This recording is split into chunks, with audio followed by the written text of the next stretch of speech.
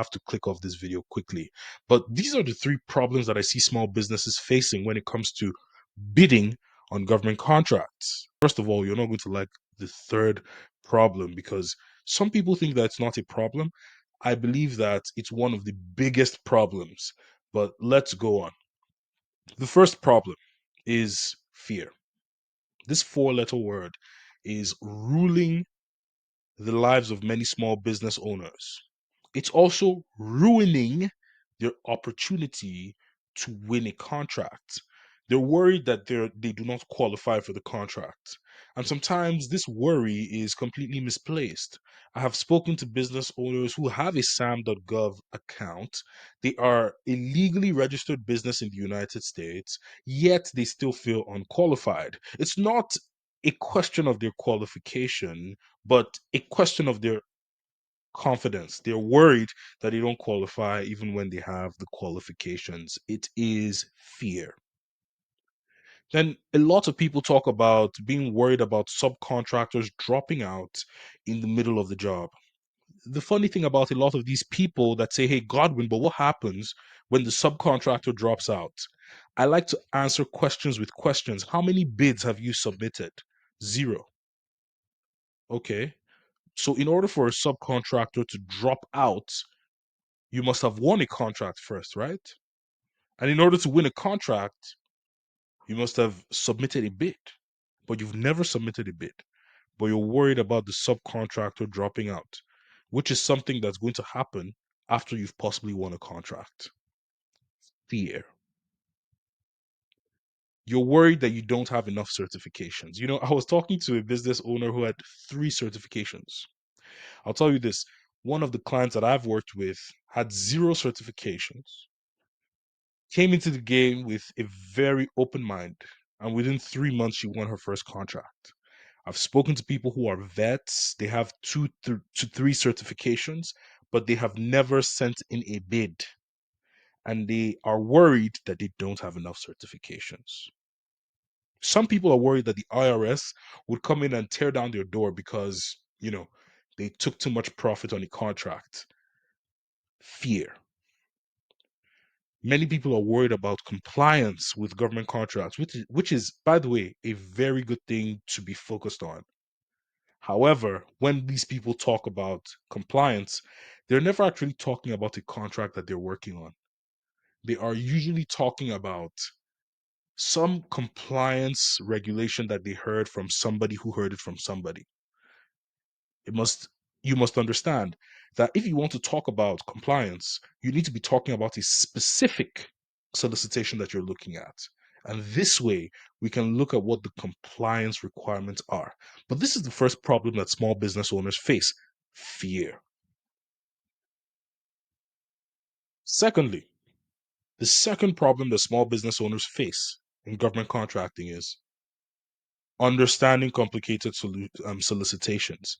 Look, for anybody who has been in the game for any period of time, you're going to quickly notice that these government solicitations are not a walk in the park to read. You're going to find that some of them exceed 30 pages with a bunch of compliance requirements that you may have never heard before. And this type of problem is very overwhelming to many small businesses.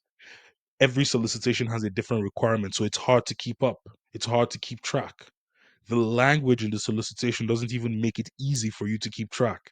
Let's say that the language was a bit easier for you to understand, then perhaps you wouldn't be too worried about how long the solicitation was or is. But now the solicitation is super long, and then the language in the solicitation is not one that you could easily understand.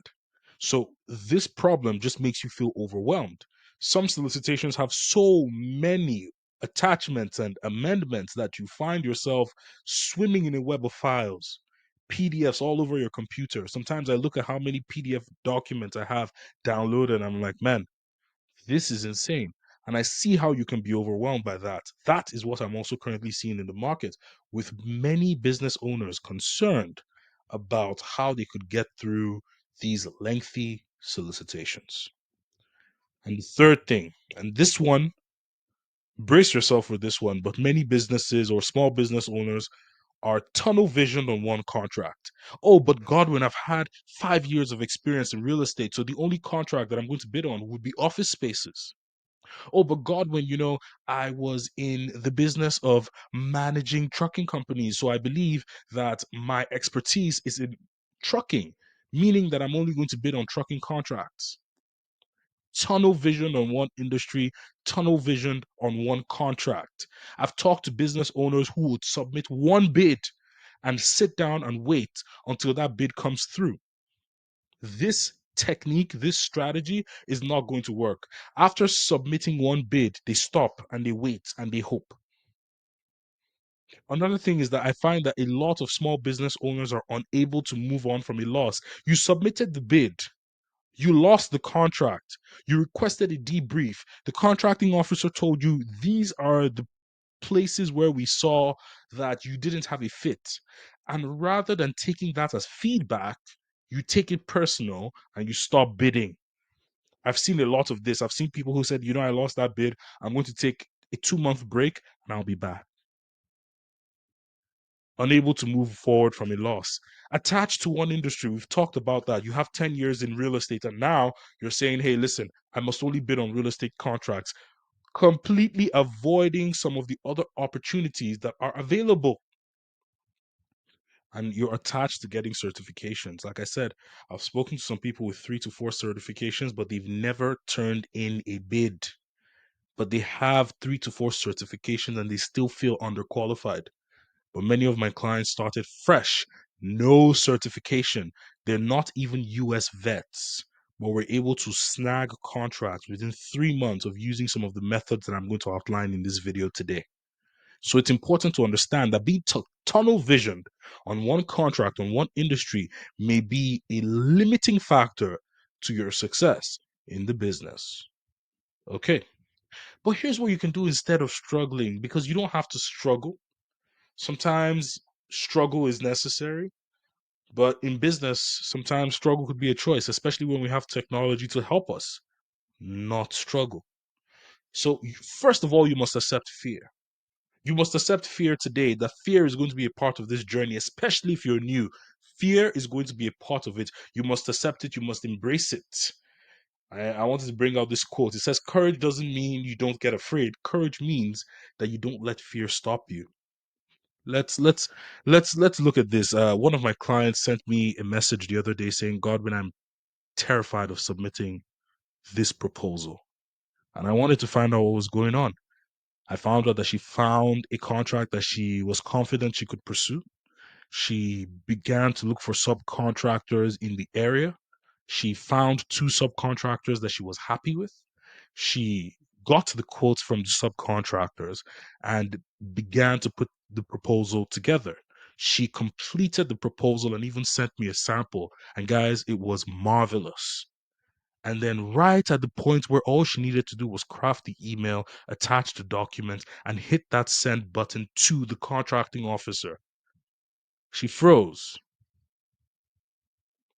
But here's the thing, even after she froze, she got back on track, submitted the proposal, and moved on to the next. Courage doesn't mean you don't get afraid. Courage means you don't let fear stop you. So don't stop, even when the fear is there. Keep going. Now, you must understand something. When you're moving from a state of unconscious incompetence to a state of unconscious competence, let me take that again. When you're moving from a state of unconscious incompetence to a state of conscious competence, you're going to experience this thing called pain. Unconscious incompetence to unconscious competence is going to require pain. Now, what does it mean to be unconsciously incompetent? Well, it means that the individual is unaware of the skills that they're lacking. They're unaware of their lack of proficiency. And this is a comfortable place to be, guys, because you don't know that you're incompetent. You've heard about this government contracting thing. You've heard about the opportunity that's available for those who are able to leverage the right strategies to win government contracts. but you do not know what the skills are. So you're unconsciously incompetent, and it's a comfortable place to be. The pain begins here when you move towards conscious incompetence. At this point, the individual recognizes their lack of skill and effort needed to learn. So at this point, you realize, okay, wow, I need to learn how to understand these solicitations and FAR regulations. I also need to know how to talk to subcontractors. I need to send teaming agreements. I need to learn how to email them in a way that's going to get them to give me a quote as quickly as possible. I also need to learn how to write proposals that convey confidently my competence and the competence of my team to the contracting officer on the other side, saying, hey, we have the ability to do the job.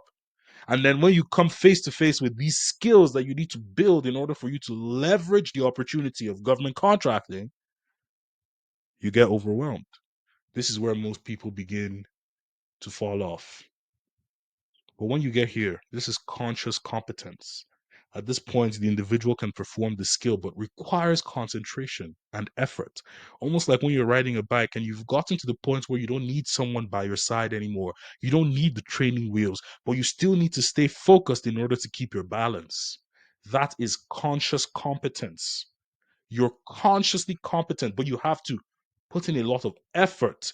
Here, your confidence has increased because of the skill that you've acquired. And as you continue, you're going to hit the holy grail, the place that most people want to be. And that is unconscious competence. The skill is now second nature and it is performed effortlessly. When you are at this point, you're winning government contracts consistently. Problems don't really phase you anymore because you've been through most of them and you've sorted them out. When you come in contact with the roadblock, you are not intimidated. You're able to spear through it. You're also able to determine what is not worth your time. That comes with unconscious competence because you have seen the field, you've been in the game, you've built a circle of influence or a circle of competence, excuse me. A circle of competence usually takes time to build. And one thing that can let you know that you are within your circle of competence is number one, you know exactly what you don't know. Let me say that again. You know exactly what you don't know. You know the skills that you don't have, and you know how to begin your improvement process. But you also know what you really know. You're also very aware of what gives you an edge. Your circle of competence has been built. This happens in a state of unconscious competence. Guys, here is where most people get stuck. Conscious incompetence. The moment you realize that you don't really have the skills to achieve the thing that you want to achieve, most people give up right here. Right here.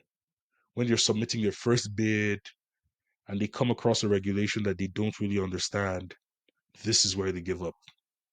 And also, you must understand that you can use ChatGPT to reduce your administrative overload in government contracting. And when you master the skills of ChatGPT, your government contracting process will completely change.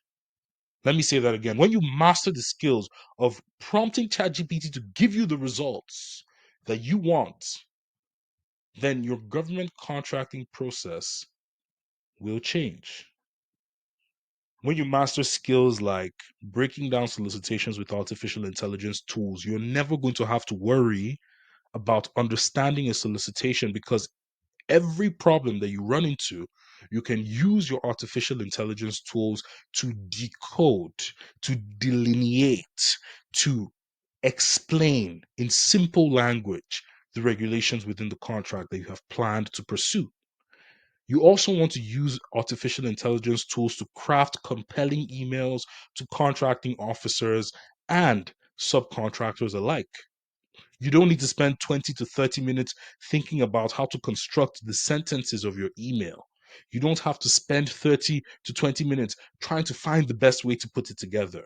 Within 10 minutes, you can have a custom proposal, a custom email sent out to the contracting officer or to a subcontractor. You can also master skills to use artificial intelligence tools to create a capability statement. This is one you're going to learn within our community. So you can go join our community. I have a module where I show you how to create a capability statement with AI and so much more. There's so many more things that you can do with artificial intelligence tools, some of which I'm going to show you on the other part of this video. But lastly, join our school community of like-minded business individuals in the United States who are looking to bid on federal contracts using artificial intelligence tools. This community is one where you're going to see people who are just like you with the same desire. And I guarantee that you're going to walk away with something that you've not had in a while. And that's a skillful execution of how to use ChatGPT to bid on government contracts. But guys, I've spoken so much. It's been over 15 minutes of just talking. Let's move on to some showing. So, guys, see you on the other side. All right, welcome to the other side. What we have in front of us today is electrical cabling replacement. So just right off the bat, this is SAM.gov. It's a contract opportunity. What are you looking at? Notice IDs. We're looking at the department. This is for veteran affairs, sub-tier veteran affairs. Cool. Let's see. This is a combined synopsis slash solicitation. If you're wondering what all these terms mean, I have a video where I talk about notice types. You can go search that up. But this is a combined synopsis slash solicitation, which tells me that the government has money behind this. So they are accepting quotes from vendors. Okay, so this is due on the 31st of October. By my time is the 28th of October. So if you're quick enough, you can get something done here. But the original set aside is service disabled veteran owned small business. And then the updated set aside is now a total small business set aside. So if you're a small business, you can now bid on this. But the original set aside was the SDVOSB. All right, so the next code is electrical contractors and other wiring installation contracts. Great. So what we have in front of us is, wow, that's a fairly long description. However, we're not intimidated because we have tools. I'm going to open on the other side ChatGPT, and I'm going to copy this entire description from top to bottom, like so. Control C, and I'm just going to ask ChatGPT to break this down into simple language. For example,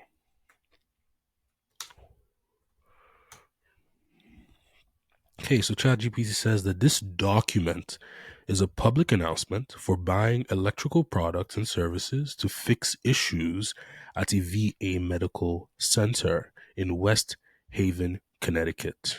Okay, so it follows the Federal Acquisition Regulation guidelines, and it is the only document companies need to provide their price quote, and it is the only document companies need to provide their price quote. Okay. The specific job is to replace high voltage electric cables that are causing power outages, affecting patient care areas. Companies interested need to show they can do this work by providing quotes for the service and materials required. They need to have representatives within 200 miles of the medical center and show they have the right training and certification. The work must be done outside normal business hours and include specific tasks like replacing electrical cables and ensuring everything works properly afterwards. Companies need to provide past performance references and demonstrate they are capable of completing the job efficiently. The VA will choose a company based on the best price, ability to do the work, and past performance.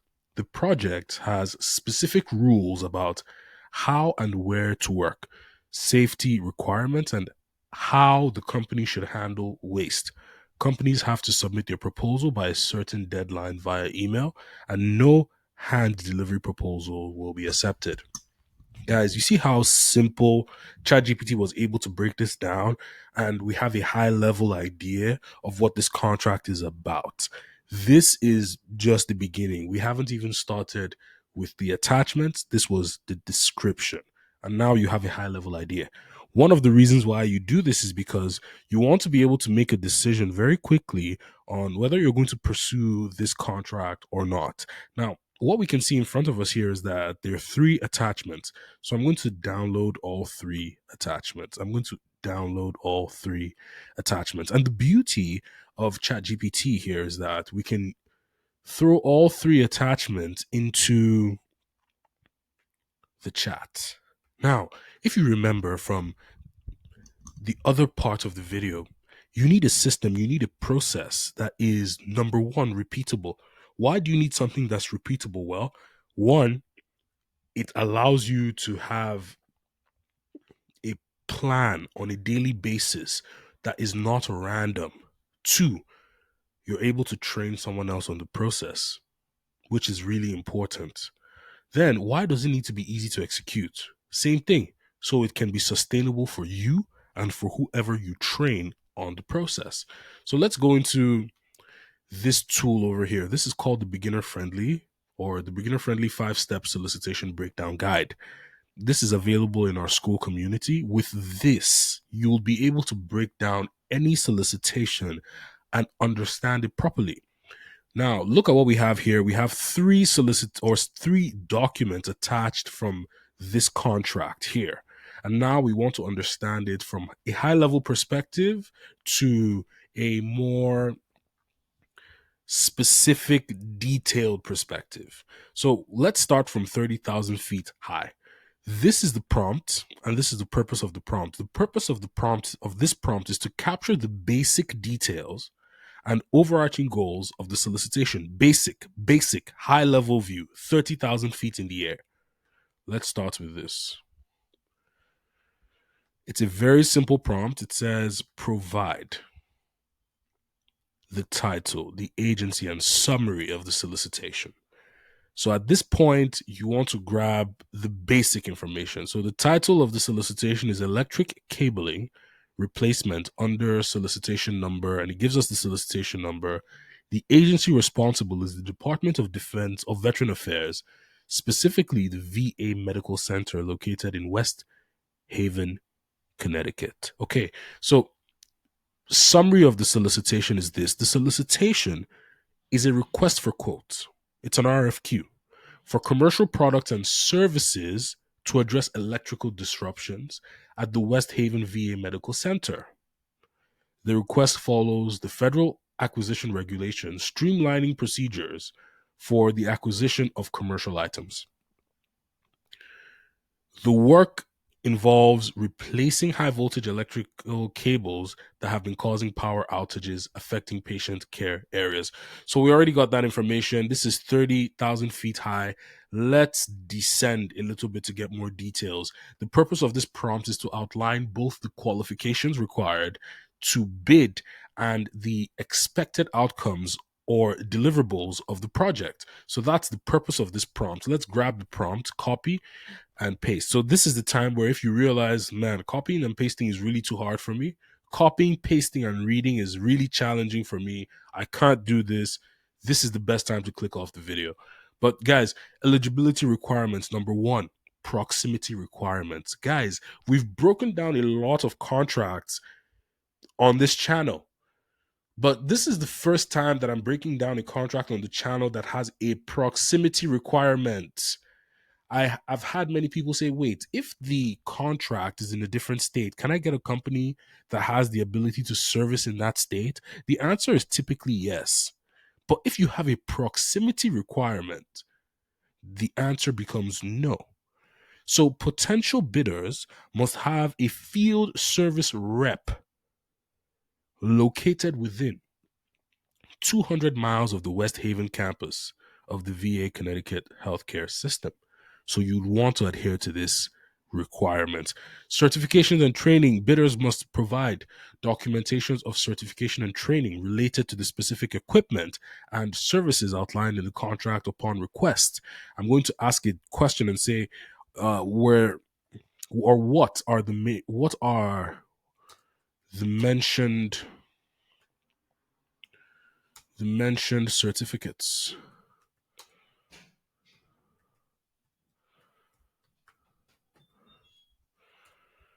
And if there are none, ChatGPT is also going to tell us, but I'm interested to know what are the mentioned certificates. So the specific details regarding the required certification and training for bidders are not fully listed in the documents provided. However, it mentions that bidders should provide documentation upon request that certifies their training and expertise related to specific equipment and services outlined in the contract. Okay, so this likely refers to qualification that demonstrate the bidder's ability to handle high voltage electrical installation. And you see, it gives you some recommendations, but the important thing to know here is that okay, they didn't give anything specific, so it's going to be upon request. So you're not going to start asking, hey, can we know the certification that you want. You're going to put together your proposal, and upon request you're going to have that certification submitted. But I bet you this, any subcontractor you're calling that has been dealing with high voltage electrical cables, electrical work for any period of time will have certifications, so do not worry too much about that. Okay, let's see what else we were looking at here. So replacement certifications and training, compliance with VA security measures. So bidders must comply with the VA security management program, which includes obtaining permission from VA police and following restricted access protocols. Okay, so key deliverables. I'm just going to go over the bullet points here: replacement of electrical cabling, testing and inspection, waste management. So I remember seeing something here. It says the service provider is responsible for the proper disposal of all waste generated during the project, including providing a waste manifest document to the VA contracting officer, VACOR. So these are the people that they would like to see that document of waste manifest. Okay, so submission of reports. So the service provider must submit hard copies and electrical copies of all inspections and testing data reports of the VA to the VACOR. Okay, and then what are the objectives of the contract? So, guys, as you can see, with just two prompts, we have so much detail about what this is about. But I can't stop until I show you what the third prompt does. The purpose of this prompt is to ensure that the proposal is formatted correctly, submitted on time, and meets all specific guidelines. And the prompt says, what is the deadline of submission and how should the proposal be formatted and delivered? This is an important question that you would want the answer to. So I'm going to throw this in here, and you can see this is the process you're going to follow every time. It's easy to execute and it's certainly repeatable. The formatting and delivery, it says email submission. The proposal should be submitted to this guy's email. Nathan. Okay, cool. Content requirement. The proposal should include a completed copy of the provisions and it gives us offer and representation certs. Documentation. Include all applicable labor rates and detailed quotation for the scheduled service, as well as any required certifications, licenses, past performance, and you have to be a veteran owned business. Cool. Guys, just wanted to be very quick there. I wanted to show you that you could use ChatGPT now to kind of break down the solicitation to find more information. But what if you wanted to perhaps find some companies that could possibly do the work with Perplexity AI? That's going to be a little bit of a bonus for everybody who stayed to the video to this part. I'm going to show you how you can do that really quickly. The first thing you're going to want to do is go to ChatGPT here and say, what kind of companies can fulfill the work?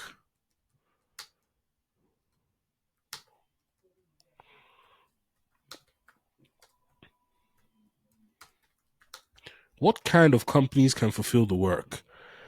What ChatGPT is going to do here is electrical contractors, commercial electricians, specialized high voltage service providers. So I'm going to tell ChatGPT to do this now. Create or turn these companies into Boolean strings, or rather into search terms, excuse me. Search terms with the location of the site. So for all those people, I know a couple of people watch this and follow along.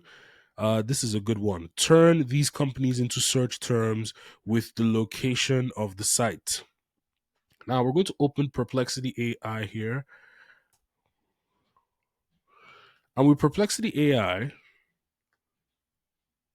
we can always Control C, Control V. Let me get my face. Electrical contractors in West Haven City, Connecticut. So it gives you their rating, their address, their phone number, their website. So I'll recommend you go to the website to confirm those personal information, like, or not, rather, not personal information, but contact information like the phone numbers or emails. You want to go onto the website and confirm that. But as you can see, now we have a list of possible contractors in the area that we can begin to reach out to. Guys, look, if you're looking for a community of people who are like-minded in terms of business, government contracting to be specific, federal contracts, and of course, using artificial intelligence tools to aid the process and get further along in the game, then you need to join the AI Gov Con Corp, our community, with the link in the description. And if you want to take it a step further and you want to start bidding on contracts, then you need to join our inner circle. But in the meantime, guys, happy bidding.